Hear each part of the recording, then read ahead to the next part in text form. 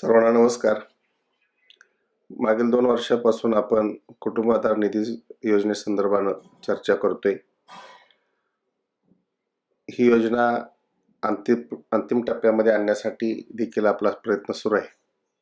20 मार्चला आपण अकोल्यात या संदर्भानं बैठक घेतोय.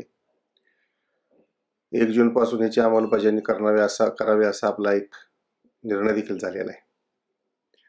कुटुंब आधार निधी योजना या संदर्भानं आज ही विविध भागामध्ये चर्चा होत असताना, बैठका होत असताना त्या ठिकाणी मार्गदर्शन करावं, सविस्तर माहिती द्यावी, काही प्रश्नांची उकल व्हावी या संबंधाने विचारणा होत असते.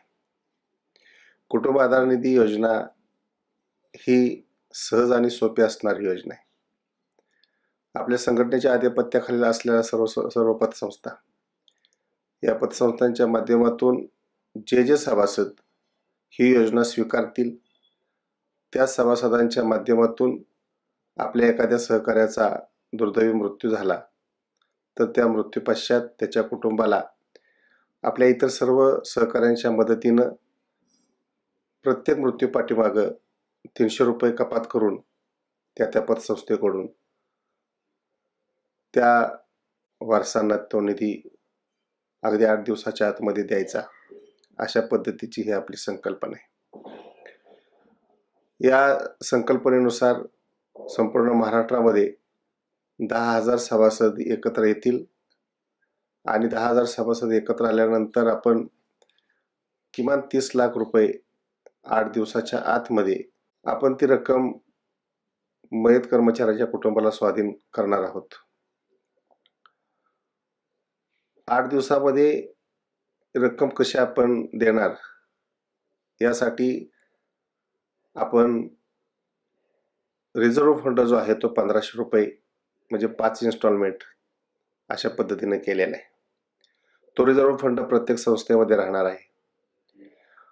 एखादा मृत्यू झाल्यानंतर त्याची कपात टाकत असताना ती कपात पडेलच, परंतु त्यापूर्वी रिझर्व्ह फंडातील ती रक्कम वापरून प्रत्येक पतसंस्थेनं ती रक्कम ज्या पतसंस्थेतील सभासद मयत झाला असेल त्या पतसंस्थेकडे ती रक्कम वर्ग करायची आहे आणि ती वर्ग झाल्यानंतर तो धनादेश त्या पतसंस्थाच्या माध्यमातून त्या कुटुंबाला त्या देत असताना प्रथम त्या पतसंस्थेचं कर्ज नील केलं जाईल आणि कर्ज नील केल्यानंतर उर्वरित रक्कम त्या मयत कर्मचाऱ्याच्या कुटुंबाला दिली जाईल.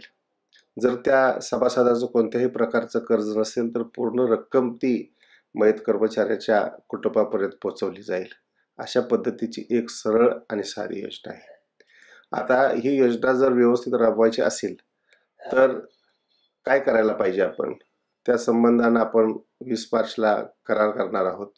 त्या कराराच्या माध्यमातून वेळेमध्ये निधी कपात करणं, वेळेमध्ये कपात केलेला निधी ट्रान्सफर करणं, अशा पद्धतीचे सर्व करार आपण करणार आहोतच. त्यासोबतच या योजनेचा कोणी गैरफायदा घेणार नाही यासाठी देखील आपण कमिटी फॉर्म करणं, त्याच्यावर लक्ष ठेवणं, ह्या सगळ्या गोष्टी या कराराच्या माध्यमातून आपण करणार आहोत. मला एवढंच आपल्याला सगळ्यांना सांगायचं आहे की कंपनीच्या माध्यमातून 20 लाखाचा टर्म्स इन्शुरन्स आहे. अपघातासाठी 10 लाखाचा विमा आहे. इडली म्हणून आपला मयत कर्मचाऱ्यांच्यासाठी एक वेगळा विमा आहे. अनेकांचे वैयक्तिक विमे असतील. हे सगळं जरी असलं तरी देखील नंतर ज्या पद्धतीनं आपल्याला कागदपत्र गोळा करावे लागतात आणि आताची महागाई असेल, आपण घरासाठी, वाहनासाठी, शिक्षणासाठी, अन्य कारणासाठी, मुलांच्या उद्योग व्यवसायासाठी कर्ज घेतलेलं असते आणि त्या मानानं मिळणाऱ्या रकमा या फार जे कमी आहेत. ह्या सगळ्याचा विचार करून आपण अजून थोडाफार काय हातभार आपण लावू शकतो का, या विचारानं ह्या योजनेला आपण हात घातलेला आहे. आणि मला असं वाटतं की ही योजना अंमलात आणल्यानंतर एक चांगली आर्थिक स्थिती आल्या कारणानं ज्या मयत सभासदाच्या वारसाचं अपूर्ण शिक्षण असेल ते पूर्ण करता येऊ शकतं. त्याची जर संकल्पना वेगळी असेल तर त्या क्षेत्रामध्ये तो भरारी घेऊ शकतो. अशा ज्या संकल्पनांना आपण वाव देऊन ह्या योजनेला आपण हात घातलेला आहे. शंका निश्चित असतील, पण त्या शंका जर तुम्ही ड्राफ्ट वाचला तर ड्राफ्टच्या माध्यमातून अनेकांच्या शंका दूर होतील आणि करार करत असताना एकमेकाला बांधून घेत असताना ही योजना भविष्यात देखील कधीही बंद पडणार नाही याची काळजी घेऊन आपण करार करणार आहोत. जर काही त्रुट्या राहत असतील तर ते दुरुस्तीचे अधिकार देखील आपण कमिटीला देणार आहोत किंवा त्या करारामध्ये आणणार आहोत काय दुरुस्त्या करायच्या असतील तर. सरळ साधा आणि सोप्या भाषेत सांगायचं झालं तर एकमेकाकडून एकमेकासाठी ही कुटुंब आधार निधी योजना आहे आणि या योजनेमध्ये सगळ्यांनी सहभागी व्हावं. कोण पैशाचा विचार करत असेल तर मी साध्या भाषेमध्ये सांगतो, अगदी तुम्ही जर 10 लाखाचा जर कर्ज घेतला असेल तर दरमहा तुम्हाला 7,500 रुपये व्याज द्यावं लागतं.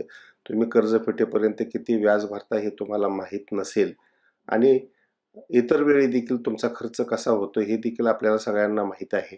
म्हणून 300 रुपये एका आपल्या कर्मचाऱ्याच्या मृत्यूच्या पश्चात सहकार्य करणं ही फार मोठी खरं तर बाब नाही.